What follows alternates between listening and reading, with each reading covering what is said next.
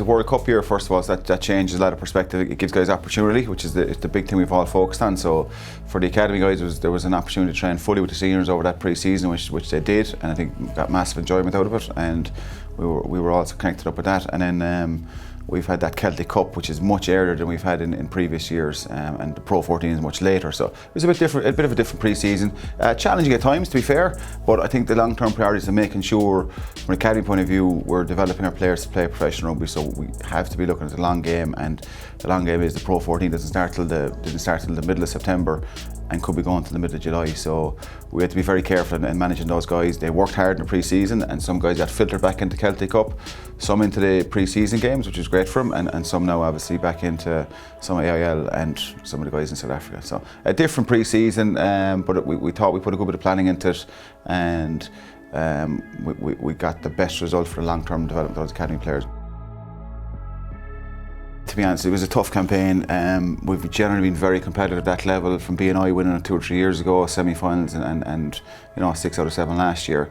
So we'd have been disappointed with results, but in saying that, we really challenged ourselves. We put a lot of young players in there. We had 5 under-19s playing that Celtic Cup, who we really felt showed well through that Celtic Cup campaign.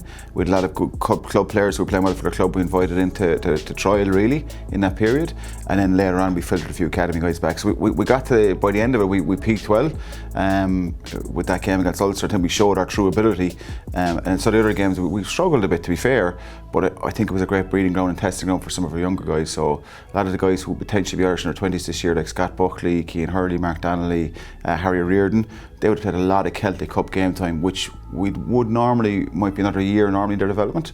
So that's been accelerated a small bit by the World Cup year. And like everything else, sometimes in adversity, guys with real ability shine through, and some of those guys really stood up in tough circumstances. They'll definitely all need a bit of a break after the Celtic Cup. Some guys have played 7 games in a row. It's the start of October. As I said, the season now goes to July.